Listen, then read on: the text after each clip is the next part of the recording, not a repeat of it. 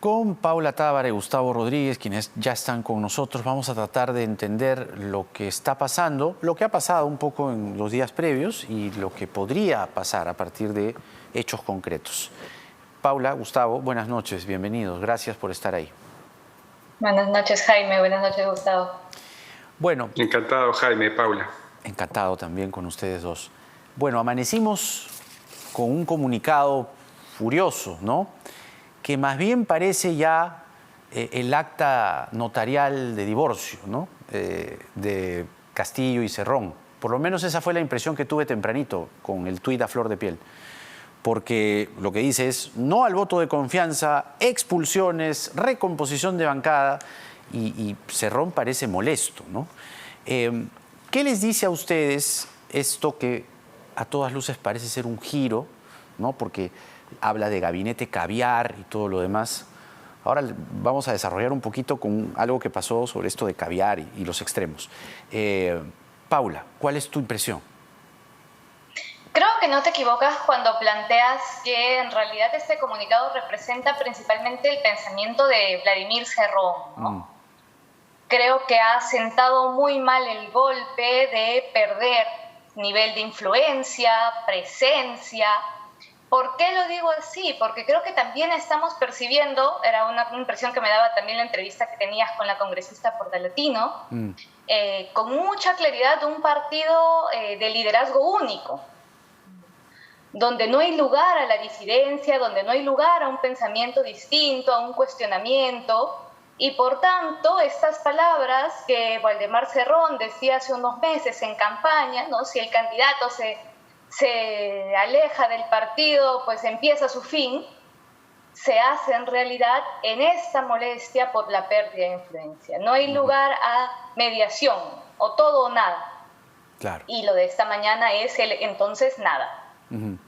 Para ti, Gustavo, ¿esto es una oportunidad de algo? Es decir, ¿crees que esto va a ser a la larga beneficioso o más bien es un problema para Castillo porque necesita asientos en el Congreso para poder promulgar leyes, ¿no?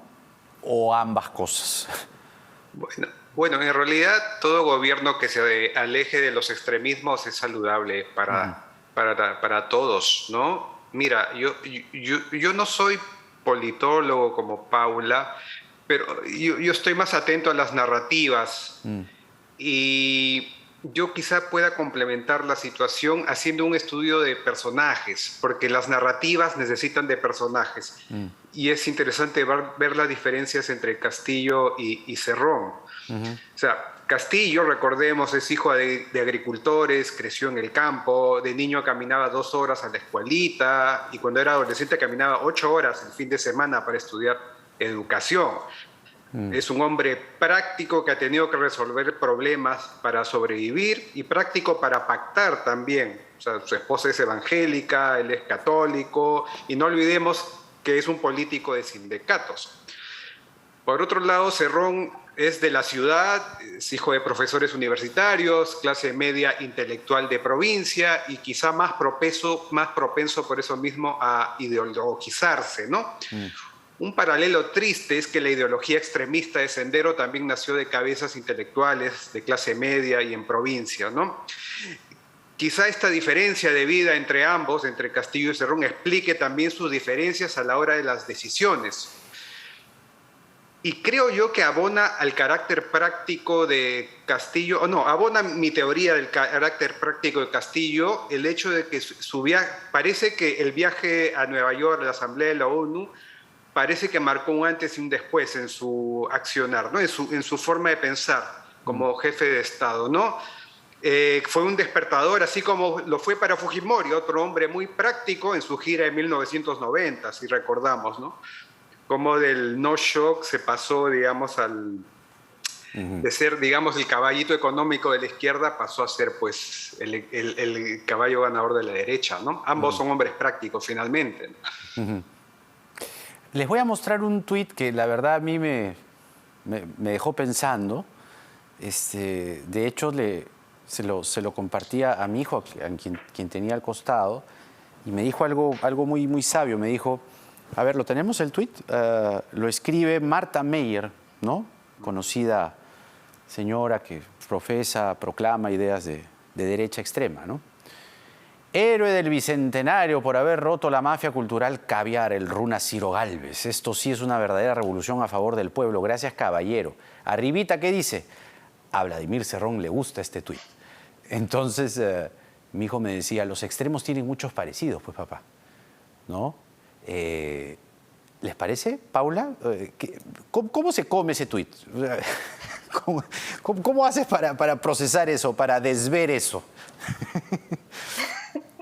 Mira, lo primero que creo que efectivamente es muy sabio tu hijo al decir que los extremos se parecen, los autoritarismos se parecen, ¿no? Los pensamientos únicos se parecen, ¿no? Hace poco Anna Applebaum en un libro afirmaba de hecho eso, que la vocación autoritaria no era propia ni de izquierda ni de derecha, ¿no? Sino de determinados sistemas de pensamiento, más bien que no aceptaban las complejidades de la sociedad, que buscaban respuestas únicas. Y en eso son muy similares. Yo planteaba en alguna columna hace unas semanas que Rafael López Aliaga y Bellido se parecían muchísimo en su negación, por ejemplo, de la diversidad de nosotros, ¿no? Claro. Y de la diversidad de opciones de afectos. Pues bueno, los extremos se parecen y en un contexto además en el que leía hoy algo como que el caviar es hoy en día todo lo que esté a la derecha de Cerrón y a la izquierda de Rafael López Aliaga, ¿no? Entonces, obviamente hemos ampliado lo caviar, lo que se rechaza desde lo autoritario, a todos aquellos que defendemos de alguna manera un nivel de gobernabilidad, de estabilidad, de reglas de juego para la vida en sociedad, para la gestión del Estado también, ¿no? Y entonces nos encontramos pues con estas inconsistencias hilarantes, pero que en el fondo son muy consistentes en lógicas de pensamiento único. Siguiendo este análisis tuyo, Gustavo, de las narrativas y los personajes, que me parece muy acertado, Meyer, Cerrón, el runa Gálvez, ¿cómo pueden estar en un mismo pozo? ¿Ah? Bueno, la novela se llamaría El reino de los caviares, ¿no? Yo me pregunto si es que el Perú es el país donde más se menciona la palabra caviar, ¿no? Sí. Por minuto, probablemente lo sea, ¿no? Entiendo la definición oficial de caviar, pero no termino de entender las interpretaciones que le dan los extremistas, ¿no? Pero probablemente después de ver este tuit, en realidad lo que queda claro es que lo que une a los extremistas es su aversión a la moderación, obviamente. Y creo que una nueva acepción que se le está pegando a la palabra caviar es la de ser moderado.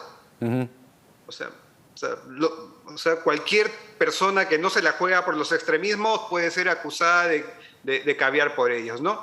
Lo triste o tragicómico es que para sostener esta narrativa de los extremos bastan soltar mentiras impresionantes que finalmente son creídas, ¿no? O sea, por ejemplo, el exministro Gálvez dijo muy campante que cada escritor que iba a Guadalajara le costaba al Estado 57,000 soles. Sí, sí. Y la gente que quiere creer lo cree, pero si te puedes analizar por 2 segundos, dices, los escritores van por 4 días a Guadalajara. O sea, 15,000 soles se va a gastar en cada escritor por día. O sea, ¿a dónde te los vas a llevar? ¿A la luna? O sea, al espacio exterior con la nave, ¿no? Con la nave espacial privada esta, ¿no? Entonces, son tan grandes las ganas de imponer tu creencia que estás dispuesto a creer lo increíble, finalmente, ¿no? O sea, no olvidemos, haciendo, digamos, paralelos históricos, que en la Alemania del fascismo los judíos, pues, eran cucos, demonios sulfurosos también, y había gente que se lo creía. Exacto, exacto. Ahora, en este contexto, Paula, de moderados, ¿no? Caviares moderados, ponderados también podría ser, y los extremos que se parecen y se juntan, ¿qué opciones de gobernabilidad tenemos? parece ser al final que los moderados son los que terminan inclinando la balanza porque o casualidad o curiosidad entra la señora Vázquez, sale el señor Bellido, que cada mañana salía con una ráfaga de palabras y de insultos, ¿no? Y el dólar, mira, ¿no? Está 3,87, o sea, no es casual eso, ¿no?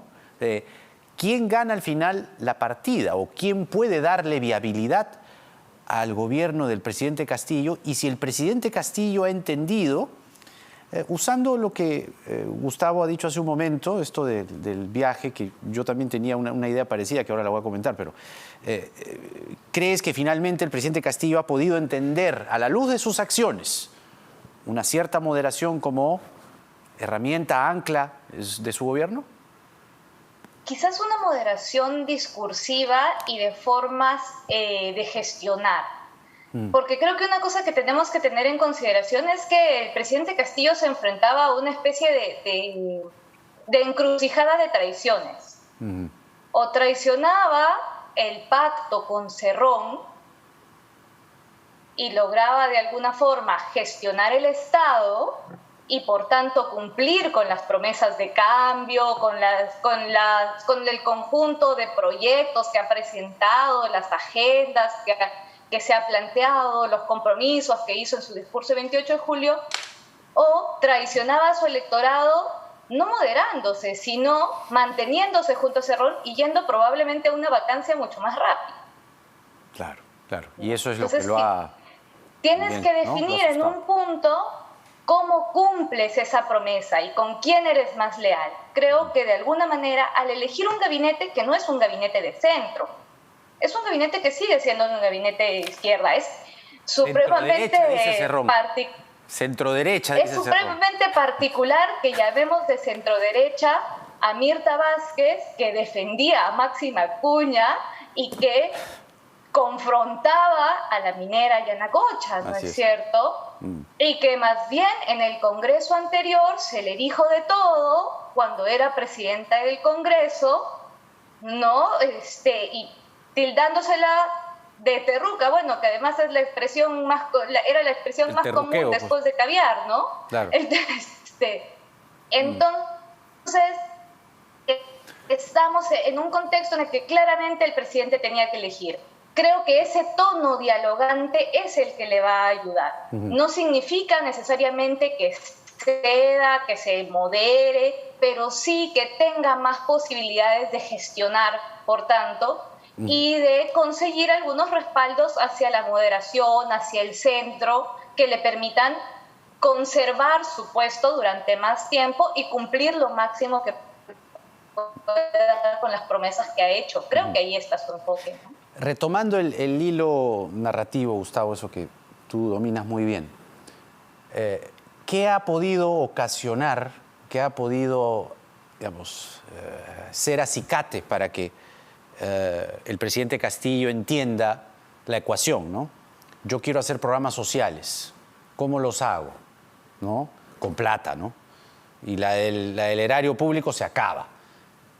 Haya sido quizá entre Nueva York y Washington, D.C., entre los rascacielos y el salón de la Asamblea General de las Naciones Unidas, en una mesa con las billeteras gordas del mundo, haber podido entender en lo más profundo de su ser que eso ocurre y que las transformaciones que él sueña, porque yo sí creo que él quiere hacer transformaciones, ¿no? Es un deseo natural, es un deseo además muy sano, pero las quiere hacer y sabe o ha entendido o habrá entendido que es con capital. Yo creo que en campaña paporreteaba el tema de que no vamos a ahuyentar las inversiones, pero probablemente este viaje, ya estar en el escenario donde se juegan las grandes ligas, digamos, y donde en la capital, digamos, financiera del mundo, probablemente ahí haya terminado de cuajar la idea, ¿no? Y junto al petardeo, pues, de su socio o ex socio, me imagino, o sea, que me imagino que eso ha terminado haciéndolo tomar una decisión.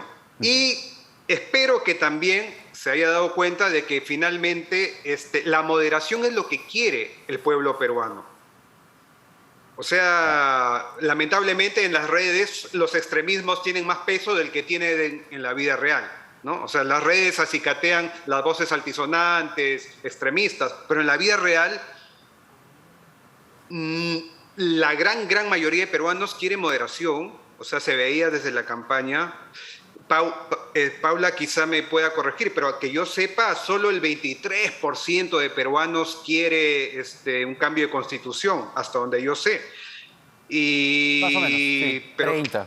No, algo más o menos, Sí. así. No llega ni un tercio ni siquiera, está en sus 20 y tantos, ¿no? Por Pero claro, los políticos cazurros usan al pueblo siempre como excusa para decir, el pueblo quiere esto, ¿no? Entonces espero que también el presidente se haya dado cuenta de que no puede ser preso pues del maniqueísmo. Muy bien, ha sido un gusto tenerlos aquí nuevamente. Paula Tábara y Gustavo Rodríguez. Paula es politóloga, Gustavo es escritor y además editor de Jugo de Caigua, que invito a leer. Gracias a los dos. Muy buenas noches, hasta la próxima. Buenas noches. Nos vemos. Muy bien, cifras. Tenemos las cifras del coronavirus al cierre del programa de hoy. Aunque no, me dicen que no tenemos, no ha cerrado la sala situacional. No ha cerrado, tenemos solamente vacunados.